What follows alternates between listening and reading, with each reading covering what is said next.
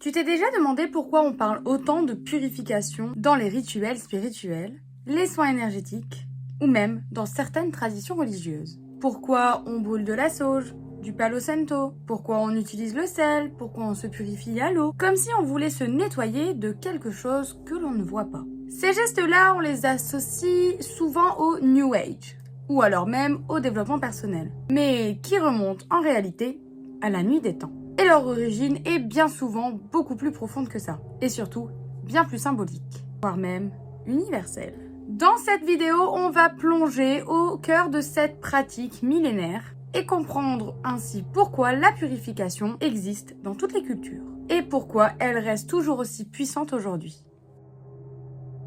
Dès l'Antiquité, on pensait que certaines actions, certains lieux, voire même certaines personnes, pouvaient être chargées d'impureté. Mais attention, ici l'impureté n'est pas, par exemple, une question de saleté physique, mais d'énergie, de lien au sacré, ou voire même de transgression des lois divines. Par exemple, dans la mythologie grecque, un meurtrier, même s'il agit par devoir ou par accident, devait absolument se purifier. Sinon, il risquait ainsi de provoquer la colère des dieux. Chez les Égyptiens, c'était pareil. Les prêtres ne pouvaient pas rentrer dans un temple sans avoir pratiqué plusieurs purifications spirituelles. On se lavait, on utilisait du natron, donc qui est un type de sel. Parfois même, on se rasait complètement. C'était ainsi une façon de se rendre digne du sacré. Et ce besoin de purification, on le retrouve un peu partout. Dans les cultures amérindiennes, par exemple, où on brûlait ici des plantes sacrées, comme la sauge, ou même le cèdre, pour ici venir chasser les énergies négatives. Dans les rituels africains, asiatiques ou même nordiques, on retrouve toujours ce principe de séparation entre le propre et l'impur, entre le profané et le sacré. Aujourd'hui encore, on perpétue ces gestes sans forcément en connaître l'histoire. On fait des bains de sel pour couper les mauvaises énergies. On brûle du palo santo pour venir ici nettoyer l'espace. On utilise l'eau pour se recentrer ou juste se sentir mieux après une journée lourde. Même si la purification prend des formes différentes, selon les cultures, elle répond presque toujours aux mêmes besoins profonds. Spirituels, symboliques et parfois très concrets, qui se rejoignent bien au-delà des traditions. La première raison pour laquelle on se purifie est simple. La purification marque un passage.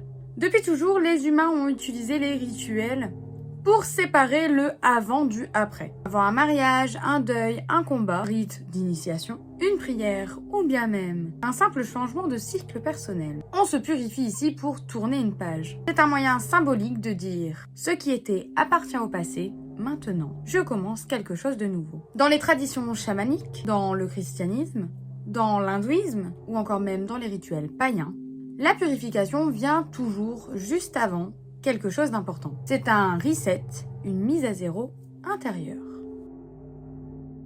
L'autre fonction fondamentale de la purification, c'est tout simplement la protection.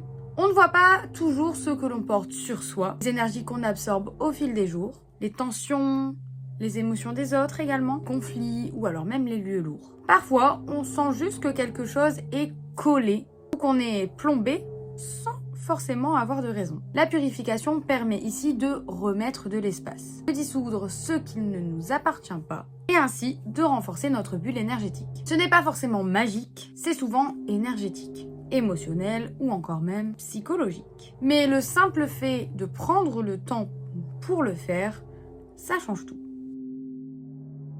Et voilà le point essentiel de la purification. Peu importe si tu utilises de la lavande, du genévrier, de l'encens, du sel ou même juste ta respiration, ce qui compte, c'est ce que tu y mets. Quand tu purifies un objet, un lieu ou toi-même, tu envoies une sorte de signal. Tu dis à l'univers, mais également à toi-même, je me libère, je me réaligne et je choisis de partir sur une énergie plus claire. Et cette intention, elle agit. On oublie très souvent à quel point notre monde intérieur est puissant. La purification, c'est un peu comme une clé symbolique afin de pouvoir y accéder. Aujourd'hui, pourquoi on continue? Parce que dans notre monde moderne, où tout va vite, on absorbe les informations et les émotions en permanence, la purification revient en force. Parce qu'on en a besoin, parce qu'on cherche des repères, parce qu'on a envie de reprendre contact avec quelque chose de plus subtil, plus sacré et plus vrai. Et tu n'as pas besoin d'être sorcière, croyant ou mystique pour faire ça. Tu peux te purifier tout simplement juste pour venir te recentrer, pour te sentir mieux et pour respirer. La purification n'est pas qu'un simple rituel. C'est un acte sacré, un retour à l'origine, comme dans les anciens mythes, où le héros ou la prêtresse devait traverser les eaux, la fumée ou même le feu avant d'entrer dans le temple, avant de renaître à soi-même. Se purifier, c'est dire « laisse derrière moi l'ancien, je redeviens libre, je redeviens moi ». Dans les prochaines vidéos, je t'emmènerai avec moi découvrir les différentes formes de purification qui existent autour du monde, que ce soit par la fumée, par le sel, par le son ou même par le souffle. Chaque élément, chaque geste est porteur d'un langage ancien, presque oublié, et que nous allons réveiller ensemble. Alors, si ce chemin résonne en toi, n'hésite pas à t'abonner, à liker la vidéo si ce n'est pas déjà fait, et n'hésite pas à me dire en commentaire à quel moment sens-tu que ton âme a besoin d'être purifiée. En attendant, n'oublie pas que chaque histoire mérite d'être racontée et que derrière chaque flamme se cache un mythe.